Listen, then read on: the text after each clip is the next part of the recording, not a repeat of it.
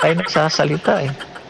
Kaya nga, silence should no longer be an option here. Yun. Kailangan magsalita tayo. Tama yan. Otherwise, aabusuhin tayo ng aabusuhin. Talaga. Alam mo, Kaya nga alam nyo mga kababayan, sama-sama tayo sa January 13. Kahit ako hindi po ako taga-iglesia ni Cristo, ako po'y sasama dyan. Ako po ay pupunta ho dyan sa January 13 para makiisa. Hindi ho para hindi ho ako organizer, hindi ako ano yan ng iglesia. Pero ako ay pupunta lang doon to show my support. Para ipakita ko na alam mo yun, hindi na ho tama ho itong nangyayari. Jay, ngayon na nandito ako sa politics, ngayon ko lang nalaman na kakaunti lang pala ang politiko talaga na sincere. Correct. Sincere. Karamihan ng mga politiko kaya tumatakbo. Dahil dun sa acronym na MAP. MAP. MAP. Akala ko APT. Apat. MAP pala. Naiba yung dinig ko. Akala ko apat. Masarap ang posisyon. Masarap ang power. At higit sa lahat, masarap ang pera. Kabit. Akala ko. MAP. Masarap ang posisyon. Masarap ang power at masarap ang pera. Kala ko masarap ang P din. Ano yon? Masarap ang P. Anong P? Pechay. Masarap naman talaga ang pechay Gago! Totoo naman. Favorite ko kaya yan, lalo na pag may giniling. Masarap ang pechay. Sus! Yun lang yun eh. Yun lang naman talaga incentive nila. Kaya kita mo, nandyan kung ano-ano na lang ang sistema para manatiling sila. Ginagawa nilang magastos. Magastos ang eleksyon. Para sila lang. Kasi yung iba namang kandidato, wala namang kakayahan. Kaya dito sa Pilipinas, mananalo ka lang kung may pera ka. Maswerte lang ako na tumakbo ako rito sa Baguio dahil dito sa Baguio, maki may vote buying, hindi nananalo, yun ang bumibili. Pinipilit pa rin na, it never succeeded. Sana ganun na ganun pa rin ang Baguio. Manatiling ganun kasi kukunti na lang ang syudad o sa kunti na lang ang locality na ganyan sa buong Pilipinas. Tama. Mayor General, magandang umaga si Admar. Admar! Parang hawig mo yung nasa kalwa. Biro lang, Admar. Biro lang. Lando po ito. Sir, Admar, good morning. Ano pong masasabi niyo rito? Kasi meron tayong existing, matagal na ayuda program na may matino talagang guidelines, no? Itong 4Ps, no? Talagang pinag-aralan ito. Meron din itong batas at kung pagbabasahin mo may sistema, kumbaga. Binawasan po nila ng pondo. Sinasabi po, binawasan nila ng pondo at inintroduce nga itong mga bagong mga ayuda. Sa tingin po ninyo, dapat na gawing kagaya sa 4Ps itong mga ayuda na ito para makita talaga kung meron nga bang patutunguhang tama at merong mapanagot kung mali ang implementasyon. Kasi dito sa 4Ps may mga guidelines. Paano naman kung magkaroon ng anomalya sa pamamahagi ng iba pang klase ng ayuda na hindi kagaya sa 4Ps, yung talagang maraming mga guidelines po, Mayor? Thank you, Admar. You said it right, Admar. I completely agree with you. Nandiyan naman yung programa. Ito nga ang contradiction dyan di ba?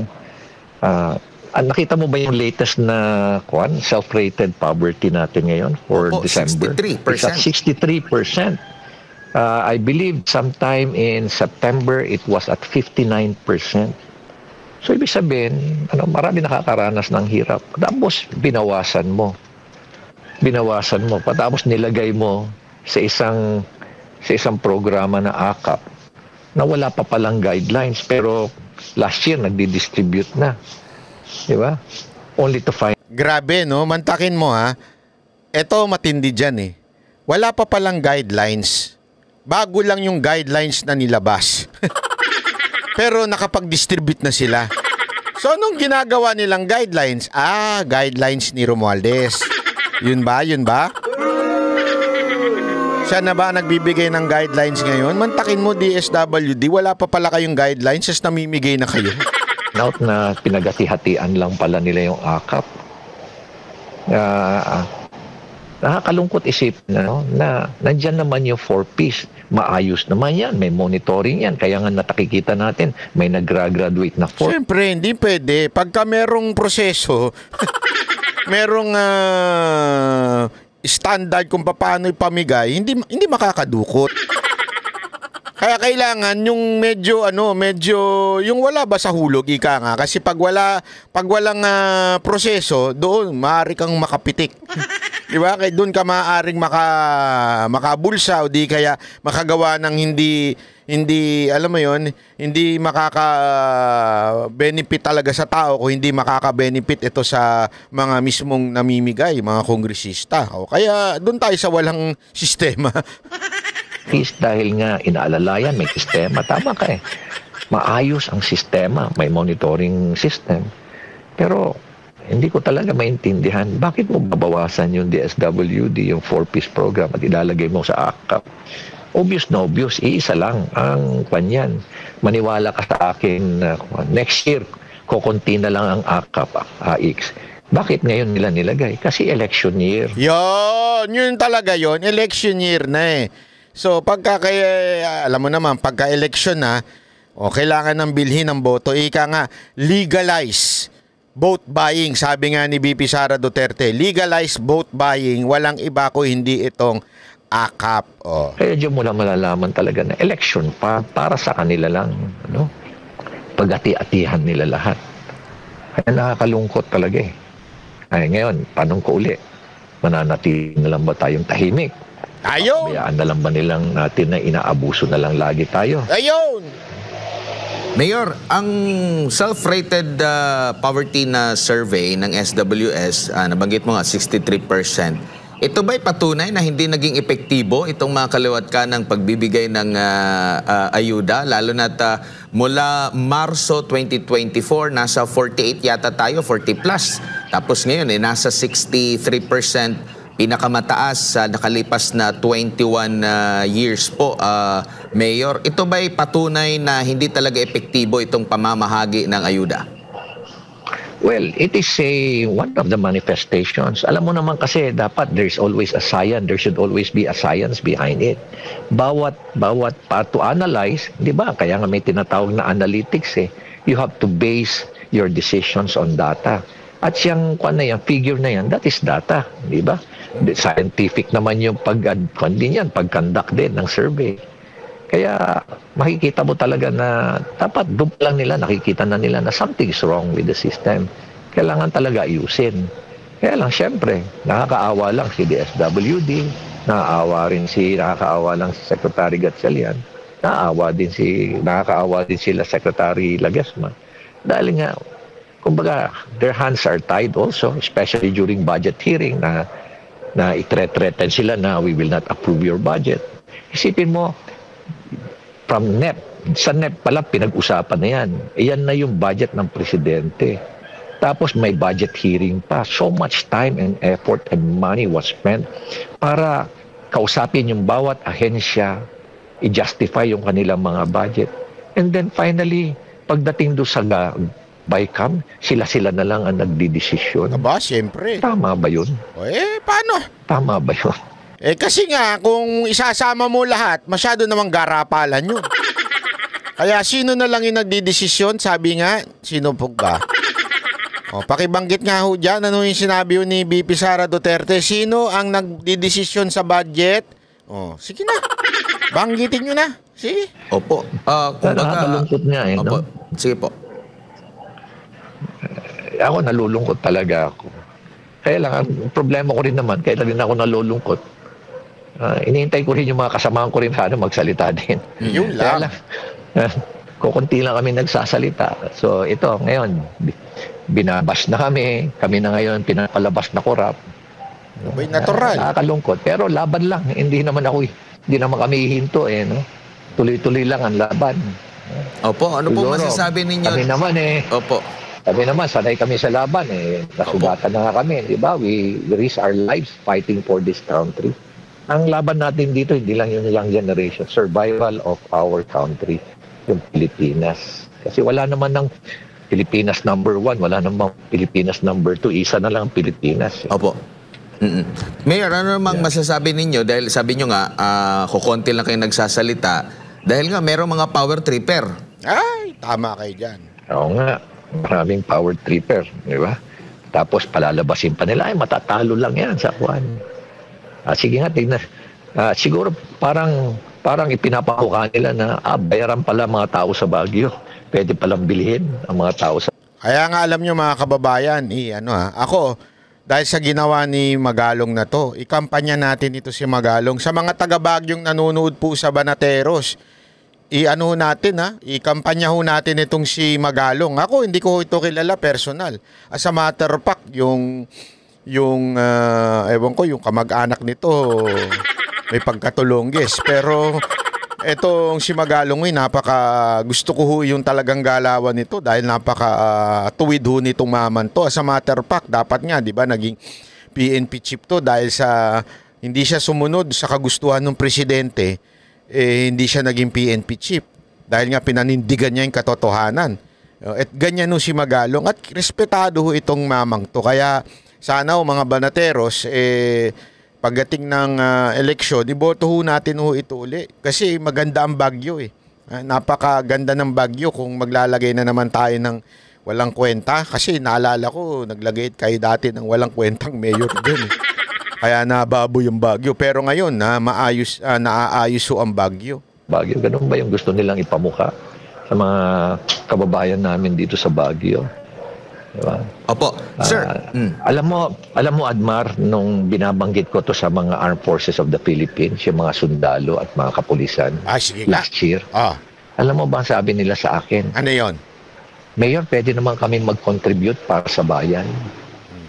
Kung ganun pala na nakakabigat yung aming pension, pension indexation, pwede naman kami mag-contribute sa bayan. Isipin mo yung mga ating mga sundalo, kapulisan, at yung mga uniform personnel, naiisip yun na ito yung mga ordinary na sundalo. Naiisip yun. May narinig ka ba doon sa mga mambabatas natin na magko-contribute kami sa bayan? Siguro meron sa kanila konti. Meron naman mga idealistic dyan sa mga kabuan natin sa mga mambabatas natin. Marami rin sa kanila na maayos talaga. Kaya lang wala talagang magawa. Diba? Dala ng pangangailangan.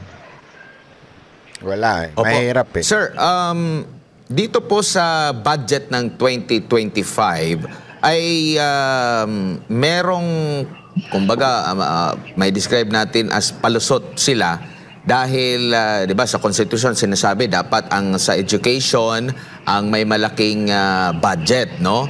At justify nila na itong 2025 budget ay malaki naman ang inilaan dito para sa edukasyon.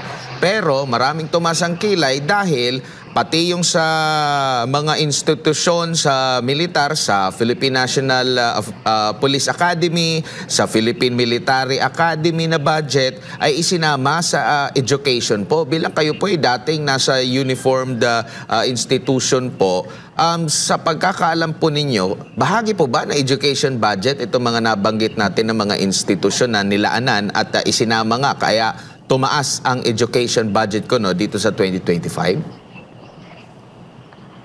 Alam mo, Admar, Ajay, kung hindi mo na ma-explain mabuti, magpapalusot ka na lang. Yun. Ganda. Sapul na sapul yun. Sapul na sapul ni... Ano yun? Kasi nga, hindi na nila mapalusot yung issue patungkol doon sa nakalagay sa konstitusyon na dapat sa edukasyon ang pinakamalaking budget. Hindi na nila may palusot yun. So dinamay na nila lahat ng merong quote-unquote edukasyon. Tulad ng PMA, PNPA. Na lang ang babanggitin mo doon, National Defense College, Philippine Military Academy, Public Safety. Pero ang dapat nilang tinitingnan, kami alam namin Admaran every time na pagbukas ng klase, sino ba nag-aayos ng mga eskwela? Yun. Sino ba tumutulong na mag-ayos ng eskwela? Ang local government unit. Sino nagproduce ng mga pintura? Ang local government unit. Sino mga nagtatrabaho at nagre-repair ng mga schools, classrooms? Ang local government Yun. unit. Sino ba ang nagpo-produce ng mga chairs? Ang local government unit. Sino ba nagpo-produce ng mga blackboard? Ang local government unit. Ibig sabihin, kulang na kulang. Kulang na kulang talaga. Ang para sa education, yung dapat nilang tignan. Yun. Yung nandun sa mga elementary, public schools. Huwag na nilang dagdagan para i-justify lang nila kung ano-ano na lang ipapatong nila para lang i-justify.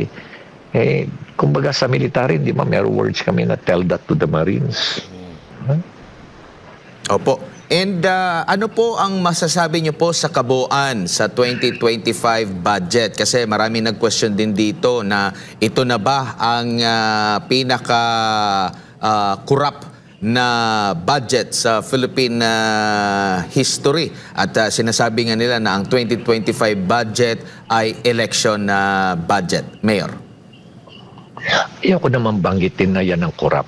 Ayoko naman banggitin. Kasi mga tao lang ang korap dyan. Mga tao. Ayoko naman sabihin na yung korap yung budget natin. Siguro, tama ka doon sa word na election budget. It is more of an election budget. Pero alam mo, yung ating presidente is trying to correct it. Pero wala na eh. Gahol na sa oras. Di ba? Gahol na sa oras. Tapos, pan pa? Ipit na.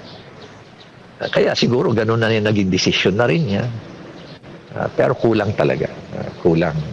Kaya nga, gumawa kami ng sulat sa kanya. Isa ako sa secretary doon sa letter ng 6. Ito yung alyansa ng mga nagkakaisang mamamayan. Pero hindi naman natupad lahat yung request natin. Kaya nakakalungkot lang talaga. Opo. Sir, ang COMELEC po, Commission on Elections, ay inaprubahan, no? Hindi nakasama sa spending ban during election period. Itong iba't ibang mga ayuda program, kabilang na po dyan yung kontrobersyal na AKAP sa... Grabe, no? Kasi dapat may election ban pagdating sa election spending. Kaya nga bawal ang mga proyekto eh. 'Di ba? Ngayon, exempted ho itong... No comment ako dyan. Grabe. Yan ang tinatawag na lantaran talagang kawalang yan. May exemption. Diba? There is always an exemption to the rule. Kung bawal talaga, bawal dapat. Pero bakit exempted yung pamimigay ng AKAP? Naku po, patay tayo dyan. Winalang niya talaga. Sa ating mga kababayan, pero meron lang silang ipinunto rito na dapat ay walang mga politiko doon sa pamamahagi. Sapat na ba ito? Dahil Hindi naman natutupad ho yun. Hindi ho totoo yun na walang politiko. Katarantaduhan po yun. pansin natin na meron ding mga nagre-rekomenda, may mga papel na recommended by politiko na ito, dapat mabigyan itong individual na ito, dumaan ito sa opisina namin. Sapat na ba na dapat hindi present ang politiko doon pero meron namang ibang pamamaraan? Paano kaya sa tingin nyo po maiwasan pa itong sa 2025 budget na hindi talaga mapolitiko na dapat gawin mismo ng Pangulo? Alam mo, Admar, ganito yan Jay, ganito na yan Sa galing na nila, alam mo, napaka-imaginative nila, napaka-creative na nila. Ngayon, pag pupunta ka doon sa opisina, sasabihan ka ng staff, ay, pasensya na ho kayo, wala na po rito yung pera, bawal na po kami magbigay ng pera ni Congressman. Pero po, yung pera po ni Congressman, nasa DSWD na lang po. Doon na lang po kayo pumunta, bibigyan ko na lang po kayo ng, sasabihan na lang po namin sila. Ganun pa rin. Ganun pa rin. So, yun ang mga sistema na siyempre mahihirapan ng DSWD na i-monitor yun. Kaya yung DOLE na i-monitor yun. Pero ganun na yung nangyayari ngayon. Pera ni congressman, pera ni mayor, pera ni governor. Ganun na yung sistema Yeah. Opo, Mayor, bilang panghuli na lang po sa akin, ibinalita po kamakailan ng Bureau of Treasury na umabot na sa mahigit 16 trillion pesos yung utang ng Pilipinas sa 2024 ng November. kumpara sa 14 trillion mahigit noong 2023. Tumaas po ito ng halos sa 2 trillion siguro. And sa kabila nito, merong survey din na tumaas na 63%. Meron pang pang-aayuda. Sa tingin nyo po, sulit yung inutang ng ating bansa? Ito, isa pang, ito malupit na malupit, mga kababayan. Ito yung sasabihin ko eh. Mantakin mo, umutang pa tayo. So, hindi lang po pala yung tax natin ang ginagamit para ho magamit ho sa ayuda, para ho makabili ng boto, para makamukumbinsi ng boto. Umutang pa tayo. Hindi pa sapat yung ating binabayad, kailangan pa natin mangutang at sino ho nagbabayad? Tayo pa rin po. Di ba walang niya? Kaya nga kung ikaw hindi ka pa nagsasalita, ay walang niya ka talaga. Naintindihan niyo ho ba? Oh, eto ha, ganito talaga literal. Oh, ganito. Oh. Ako, halimbawa, ninakawan ako nung magnanakaw. Sabi sa'yo yung magnanakaw, akin na yung cellphone mo, akin na yung pera mo. Oh, ninakaw. Wala ka nang magawa. Ha? Tapos yung ninakaw, binulsa na nila, ginamit na nila sa mga katarantaduan nila. Tapos alam nyo pa ginawa? Nangutang pa sa bangko. Tapos yung utang sa bangko, oh, ikaw, tinutukan ka ng baril, ikaw magbayad sa bangko. Ganon ang ginawa sa atin. Kinuha na yung tax natin, ninakaw na nila, binulsa na nila, o kaya gagamitin nila para makakumbinsi sila na iboto sila uli. Tapos, umutang pa para lang merong may dagdag sa panunuhol sa taong bayan. Sino magbabayad nun? Sila ba? Hindi, tayo. Ganun nung kawalang niya itong mga opisyal natin sa gobyerno. Ang siguro ang tanong natin yan yung mga inuutang ba natin talaga napupunta sa taong bayan? Napupunta ba talaga sa proyekto? Napupunta sa programa? Di ba merong ang lumalabas na 20% of the budget goes to corruption. Yeah? At yung kwenta nga namin na mga projects, programa, almost 30 to 35%. Or sabihin na lang natin, 30 to 40%, yun na lang ang naiiwan sa project. The rest, merong 7% na pupunta sa tax, may 1% na pupunta sa insurance bond, the rest na pupunta sa bulsa ng mga corrupt na politiko at corrupt na official. Yun ang mga nangyayari dyan Now, just to give you an idea, gaano kabilis ang pagtaas ng ating utang. No? In 2016, ang ating utang is 5.9 trillion, no? Accumulated for more than 40 years. Okay. After the term, after 6 years in 2022, after 6 years, ang utang natin 11.7 trillion no umalis na si PRRD, no? Nung December ng 2022, ang utang natin was at 13.4 trillion. Last year ay nung 2023, ang utang natin was at 14.6 trillion. Nung 2024, ang ginawa nilang projections sa 2024, ang utang natin by the end of 2024 last year is 15.38. That was the projection of the Department of Budget. Pero sometime in the last quarter or later part of the third quarter of 2024, they changed yung kanilang projection. Nilagay na nila na 16.06 trillion na ang utang natin. No? Pero lumalabas na baka mas mataas pa dahil nga hindi pa na-factor in doon yung mga series of mga bagyo na dumaan, di ba? Ang projection nga nila nung pinoject nila yung 16.06 trillion this year, next year, ang projection ng Department of yung Bureau of Treasury was 17.58 this year. 17.38 ba o 17.58? Something like that. Pero malamang tataas na. Kaya kung titingnan mo rin, magkano ba ang binabayad natin every year? Okay. Lang sa interest. In 2023, ang binayaran natin for our debt service interest lang, walang bawas sa principal, was 582 billion. Last year, ang inalat ng SAGAA noong 2024, makikita mo SAGAA yun eh. SAGAA naman, yung automatic appropriation, makikita mo doon, debt service interest.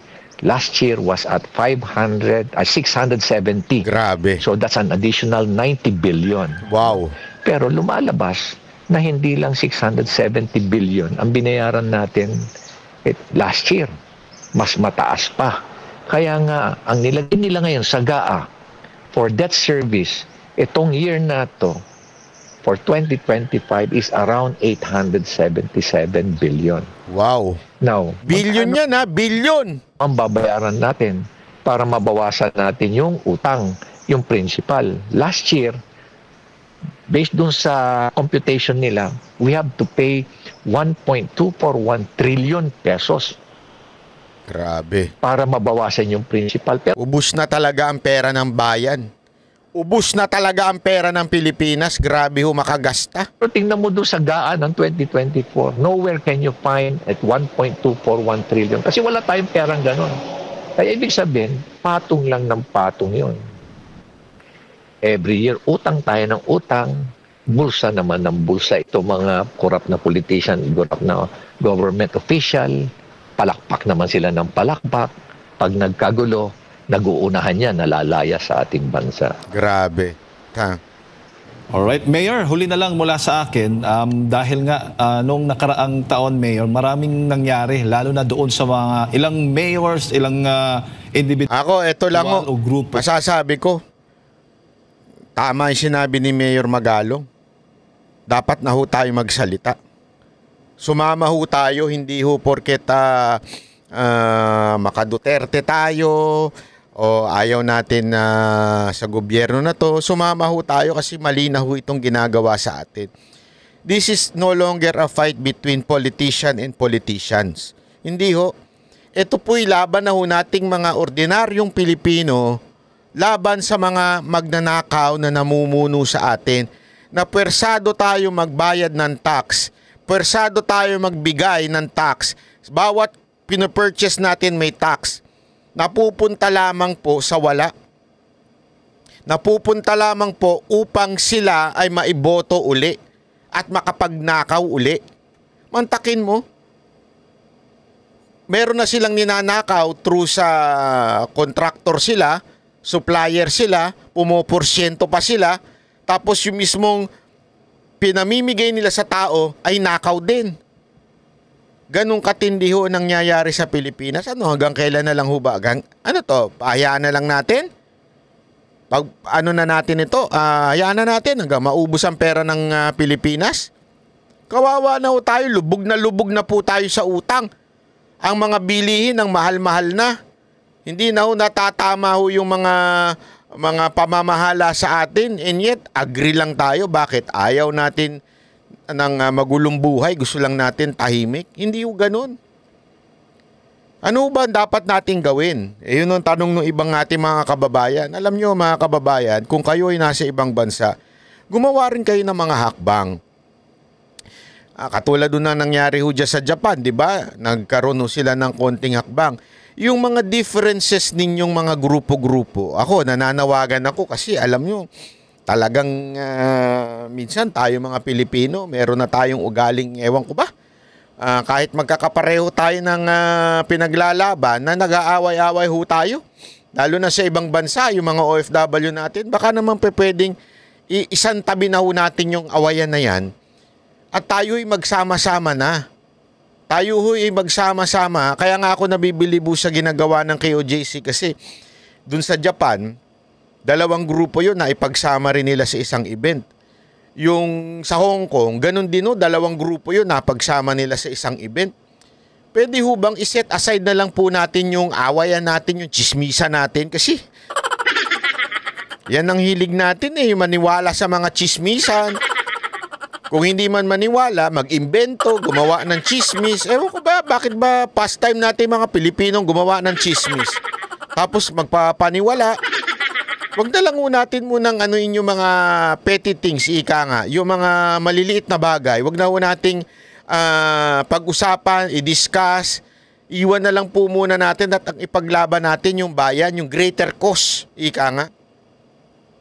Sana ho ako'y nakikiusap po sa mga OFW nakikinig sa akin. Maari po ba?